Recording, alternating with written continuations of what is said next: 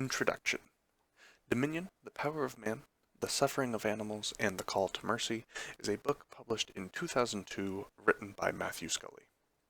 Scully worked as a speechwriter in the 2000 presidential campaign and served as a special assistant and senior speechwriter for President George W. Bush during his first term. Because of this, the book has a clear right-wing Christian viewpoint and makes callbacks to the Bible many times as a means of information and support of discussion.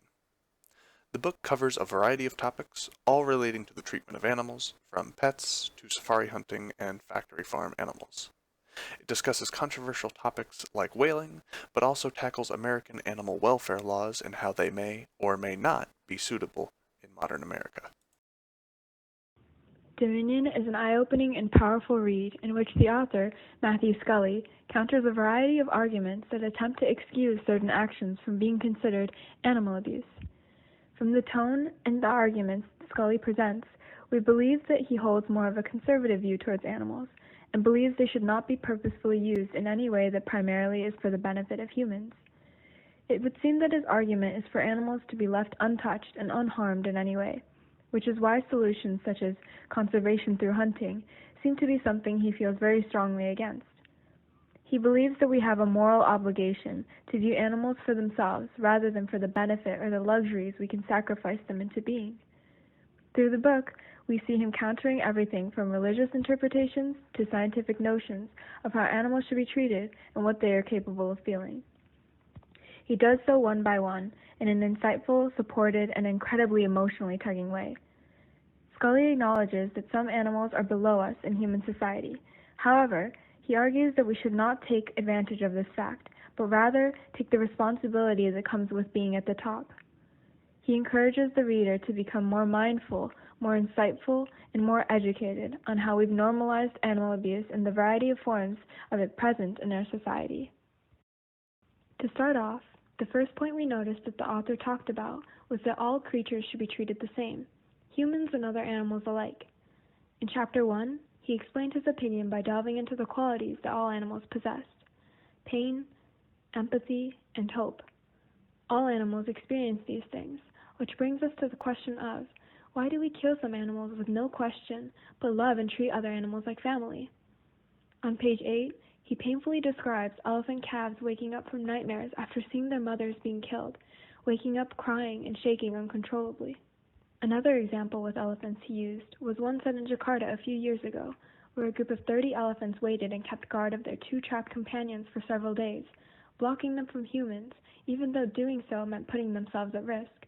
A clear sign of empathy.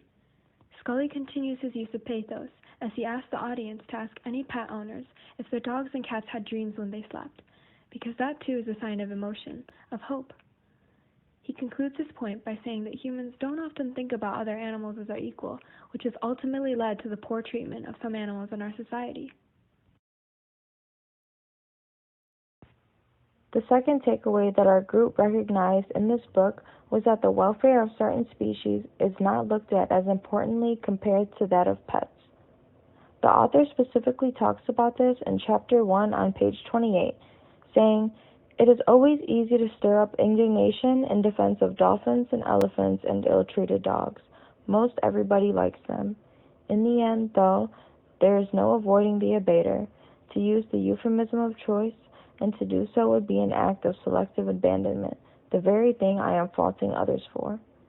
The author makes it very clear throughout the book that he believes that all non-human animals, regardless of their species or function in our society, should be viewed as a living creature and should be treated with respect and with care. We have talked about this topic in our class as well, specifically in the lecture titled Social Construction of Animals. In this lecture, we talked about how we tend to categorize animals based on where they're located, what they're used for, and this then results in how, as a society, we decide to treat these species, if we decide to protect or persecute them, or if we decide to eradicate or breed and raise them. Point number 3. Animals do have conscious feeling and do suffer.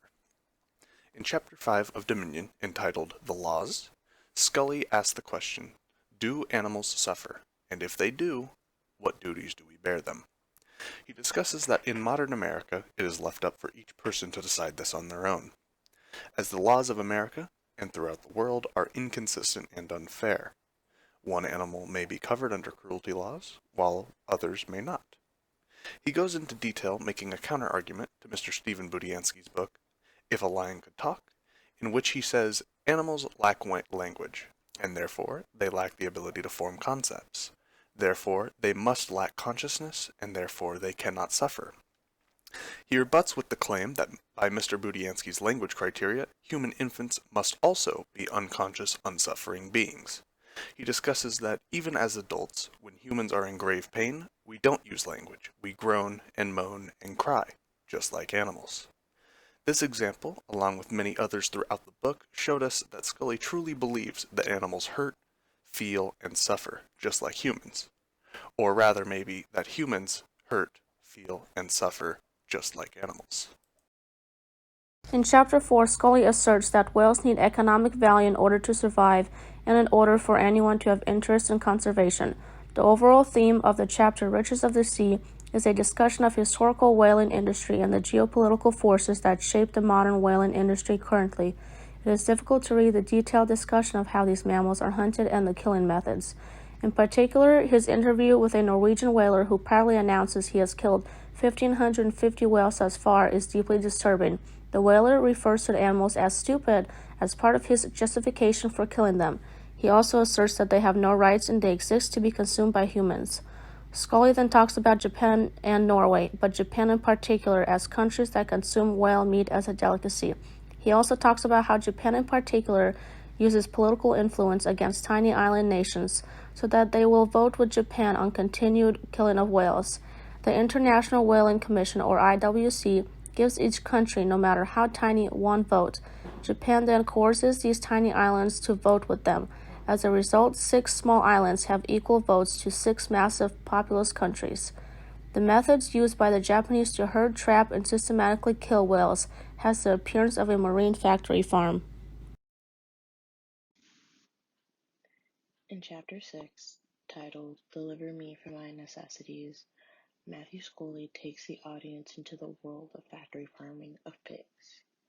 Factory farming is a type of intensive agriculture used to maximize the production of goods while reducing costs, or as Scully would say, mass confinement, meaning vertical integration to provide the cheapest goods for the greatest number in the most efficient way, which the consumer rewards.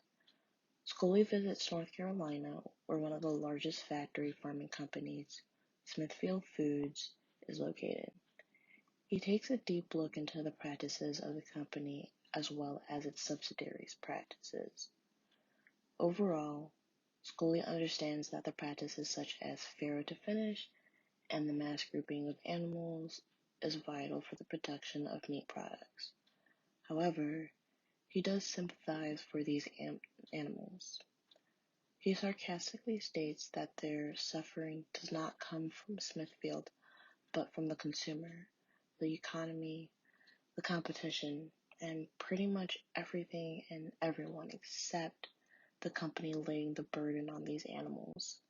He also points out there is really no surprise element to all of this. He states treachery begins the day the animals are born, and once they do die, there's no feeling of betrayal. Overall, Dominion, written by Matthew Scully, is a very interesting book that goes into great detail about the author's perspective on non-human animals, how society tends to treat different species, and how he believes they should be treated. Although the different discussions, anecdotes, and examples throughout the book were interesting, our group did agree and feel that the style of writing became a bit tedious to read oftentimes throughout the book. We all felt that at random times we did feel we had to reread certain sections of the book in order to grasp what the author was trying to say and convey to his readers. Personally, I would recommend this book to friends or a family member to open their eyes on other perspectives that society doesn't usually consider in regards to animal welfare and animal abuse. I agree with some of the things that Matthew Scully says throughout the book in regards to people needing to treat all living creatures with respect, regardless of the function we choose to use them for in our society.